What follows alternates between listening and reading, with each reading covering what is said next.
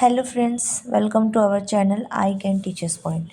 जैसे कि मैंने आपको बोला था कि केवीएस ने अपना सिलेबस निकाला है हर एग्ज़ाम के लिए, चाहे वो पीआरटी हो, टीजीटी हो, पीजीटी हो। और मुझे ये बताते हुए बिल्कुल अच्छा नहीं लग रहा कि जो सिलेबस है वो सच में बहुत डिफ़िकल्ट है। जो 2022 में दिसंबर में सिलेबस निकाला था उसके मुकाबले सिलेबस सच में काफ़ी डिफ़िकल्ट है।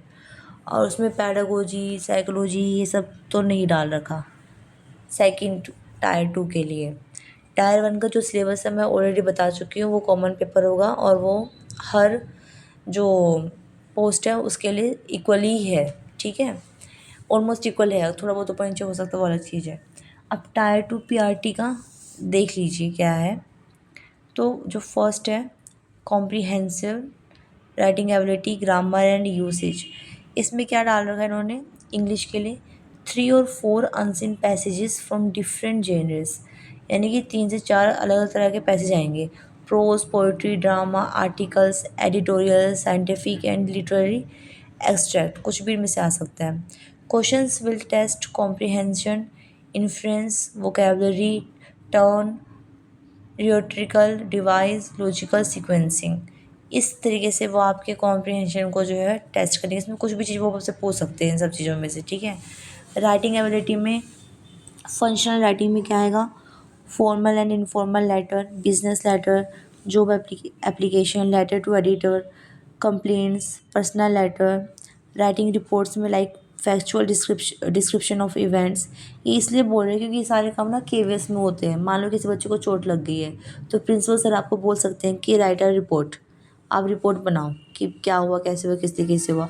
तो वही चीज़ वो आपसे एक्सपेक्ट कर रहे हैं कि आपको ऑलरेडी आना चाहिए। Newspaper reports and analytical reports, notice notice, circulars, press releases, ये सब चीज़ें आपको आनी चाहिए, आपको लिखना आना चाहिए मेनली, क्योंकि केवीएस में आपको इन सब चीज़ों की ज़रूरत पड़ती है।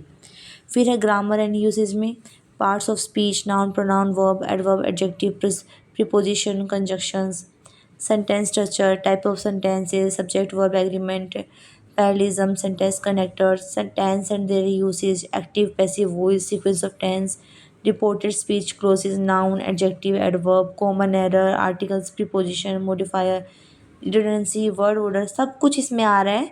मोटा मोटा मेन ये है कि आपको पूरी इंग्लिश पढ़नी आनी चाहिए, ठीक है, यही वो कहना चाहते हैं। हालांकि आप मेनली इंग्लिश ग्रामर वोकेबलरी आप पढ़ के ही आओगे, ऑब्वियसली आप हर एग्ज़ाम के लिए पढ़ रहे होंगे।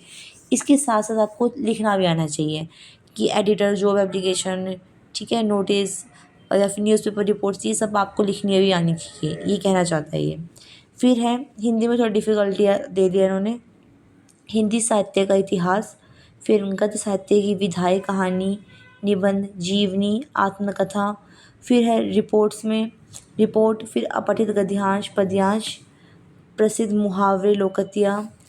व्याकरण में संज्ञा, विशेषण, वचन, व्यवहारिक प्रयोग, गणित के पाठ्यक्रम, पाठ्यक्रम के अनुरूप हिंदी में संख्याएँ, संयुक्त अक्षर की पहचान, पर्याय और विलोम, सर्वनाम, लिंग की पहचान, विशेषण का संज्ञा के साथ सुसंगत प्रयोग, वचन का प्रयोग, मतलब सब कुछ ग्रामर भी उन्होंने डाल दिया। वो सब कुछ ग्रामर हिंदी में सब कुछ आपको पढ़ना है और डिटेल में पढ़ना है, ठीक है। फिर है geometric shapes, spherical understanding, solid around, इसमें भी सब कुछ मैथ्स का सब कुछ डाल दिया है।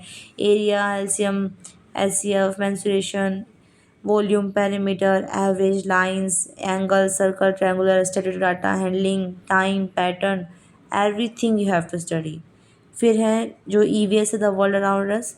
देखिए फ्रेंड्स, ये जो चीज़ें हैं ना, ये third, fourth, fifth, six, seventh, eighth तक क्लास तक की ही है, इसके ऊपर की नहीं है। ऐसे ही यहाँ पे ये वाला जो मैथमेटिक है वो भी 8, 9, मैक्सिमम 10th क्लास का आप लगा सकते हो, वहाँ तक का है। फिर जो फैमिली एंड फ्रेंड्स है, कम्युनिटीज़ है, नेचुरल रिसोर्सेज है, understand the environment and environmental impact, life around us, climate, landform, ये जो चीज़ें हैं ना इसके अंदर डाल रखी है। इसमें द वर्ल्ड अराउंड अस जो ईवीएस की नई बुक है थर्ड, फोर्थ, फिफ्थ की, उसका मटेरियल डाल रखा है, ठीक है। उसमें ये वाली चीज़ें सब कुछ है।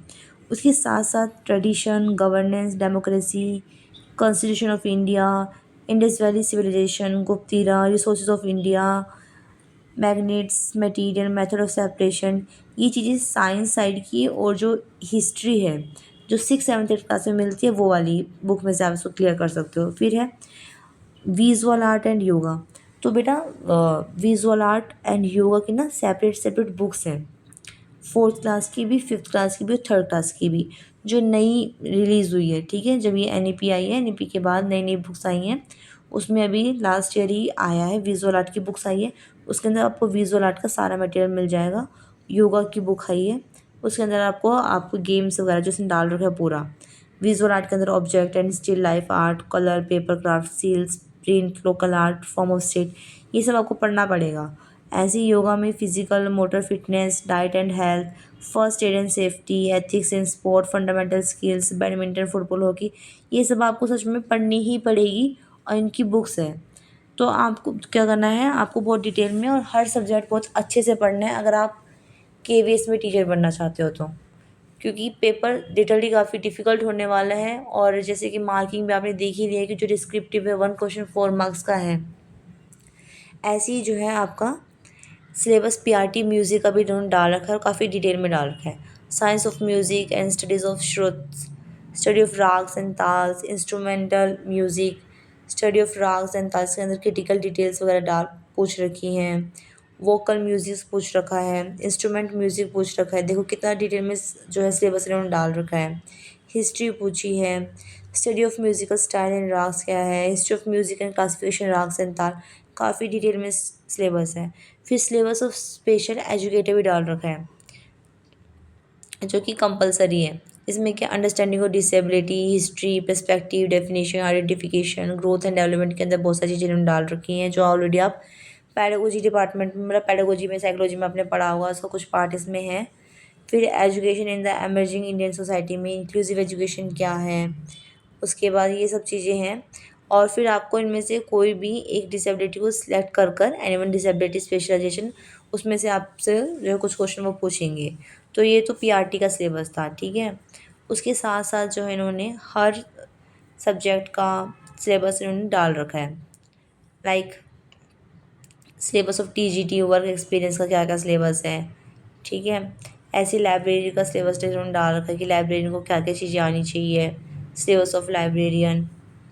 फिर है syllabus of TGT physical and health education. तो इन्होंने हर सब्जेक्ट का अपना टाइप 2 का जो सिलेबस इन्होंने डाल रखा है।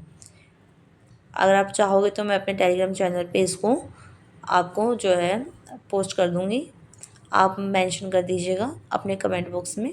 सो आज के लिए इतना ही and all the very best for your exam. मैं जितनी हो पाएगी मैं अपनी तरफ से आपकी हेल्प करने की पूरी पूरी कोशिश करूँगी, पर मैं अभी भी आपको यही बोलूँगी, किसी भी यूट्यूबर के भरोसे या फिर किसी भी कोर्स बेचने वाले के भरोसे मत रहिएगा। पता चला आप अभी कोर्स ले रहे हो 5000 6000 का और आपका एग्ज़ाम जनवरी में या फ़ेब में या मार्च में भी आ जाता है, तो भी कोई भी आपको विदिन 2 मंथ्स इतना सारा सिलेबस जो है कवर नहीं करा सकता। ठीक है, आपको ही अपनी स्ट्रैटेजिकली इस सारे सिलेबस की प्रिपरेशन करनी पड़ेगी, एक प्रॉपर प्लान बनाकर और प्रॉपर तरीके से कि आप किस किस चीज़ को पहले कवर कर सकते हो, किस बुक से किस मटेरियल से आपको पढ़ना है। ठीक है, मैंने भी अपने चैनल पे अपनी स्ट्रेटजी की वीडियो जो है अपलोड करी है। उसके अलावा भी आपको बहुत सारी चीज़ें अपने आप सर्च कर कर पढ़नी पड़ेगी। एग्ज़ाम आपका है तो मेहनत आपको ही करनी पड़ेगी। ठीक है, ये मैं फिर भी आपको ये बोलूँगी, आप किसी कोर्स वोर्स तो बिल्कुल लेने की गलती मत करिएगा। ठीक है, वो टोटली वेस्ट ऑफ मनी हो जाएगा और वेस्ट ऑफ टाइम, क्योंकि 2 मंथ में कोई आपको कोर्स नहीं करा सकता। आपको ही अपना डबल ट्रिपल मेहनत करके चीज़ों को करना पड़ेगा और मैं आपको पूरी गाइडेंस दूँगी, जितना हो पाएगा मैं आपको चीज़ें प्रोवाइड करने की कोशिश करूँगी। ठीक है फ्रेंड्स, अगर आपको वीडियो इन्फॉर्मेटिव लगी हो then please do like, share and subscribe my channel. Thank you very much.